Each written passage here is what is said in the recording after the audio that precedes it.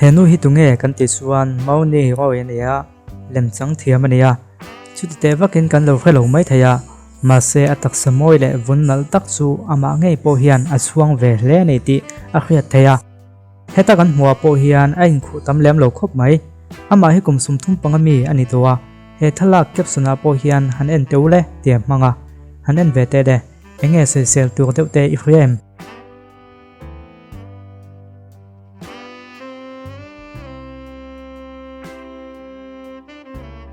te chuan poisa lo na hi ain anglo thei khop maya TV en ronga da poisa lo hi anom tat maya ma se kan ngai ang chun ni lo deuh mai thei chungmi te chuan an thil en kha uluk devin an enanga sel ngai lai te omem ti te le fak ngai lai te omem ti te chu an hna nia chungmi te chuan ka khata India poisa in sangriat don chuan hlo ve thei tat maya Jimmy Kimmel po hian aso poisa loa en tu waya tak tin dulak zanga tanga zo ka pezia thina India poisa phe chuan ka khata chiang sing di don an hlo dai tina nei chu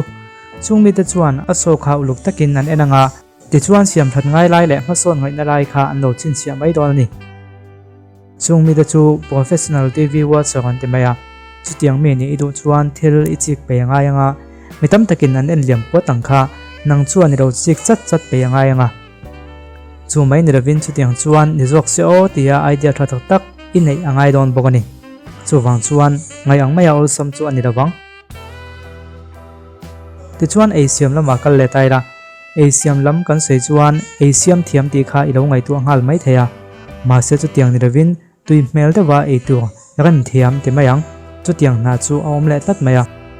chungmi te chuan tui mel deuh dewin e tu ran mai ba ka a thla moi tak tak lak ngal kha an mo phokna nia chu chuan customer tam tak kovin an ei tu kha an khal that pha thei don ani hengmi te hian kum khata nuai sum ni ai tam dai an la lut ve thei tat nia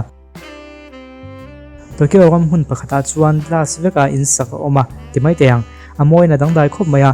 privacy om lo ti mai lo chu ama ko chu am hing than pui viau ni ome glass vek kan ti khan an mut na le an e rong bol na te chu om thap maya ani chuan in thiang na te po alang tlang vek don ani mo ti mai theya ma se ai in chung rom khang khang pin dan e ro kha chu glass an mang vek kher chuang lawa abanga zong hian glass an mang ti na ni maya chu poni se an wal out du don khop mai in chungchang kan sei ta sa Bible chuan lungpui chunga in sak hi a support khop maya chutiang ang che chuan lungpui chunga in sa chu hi ni he in hi sobiam hun li pakhat bula umania sang ha zuko sumrok le pakya da tang dei to khan he in hi sakania chulai lui local le lo leng vel ten muno man te ta na sak ani beka an nu zel hian he in hian ngai hlut a hlo chho to phian maya zin ve wak mi te point an to fo maya chu wang chuan ti chemai lovin sak that zel ania tumai ni lovin tui dian te po voitam tak alo om towa he in hi ti chemin alo ti chefo to thina ma se chu ti chung chuan sak that le zel ni in a ai thalai kan nom zokin sak ani re zel ta ni adot lia chuan lockdown na wangin kan house tlanga ramdang mi te sum lak lo dam pakhat in kwa professional ho chanchin hi nongai thale lok taida an na chu mi kwa khani top maya ma se hetiang na thok tur hian poisa momo wanga ti ngot chi ani chuang lawa dano ve thapa mithin chiale do theilo tan ti chi ani lawa an phal bok lo an mi khriat ngai lo hne na po mi mal nun chanchin an sei vek khre tur ani lawa chutiang se chuan hetiang mi te dor tur po hian dan som tur poi mo em mai pakhat oma chu mi pat mai chen na ram kong kai deuh hleka chet kha phalan mi lo thung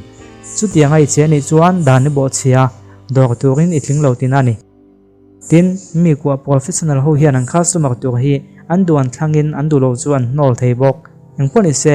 sumlak lu na thiang hlim an yem ni lovem ti chu ka soi lo nga engai ngai dan ti ho comment lama ilo soi don nia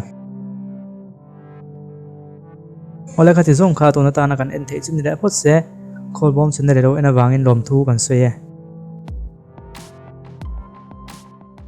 sum nei la bin sang ne la mo solo Amel chia chi lo adu big low sil sen man to la vin kan boy solo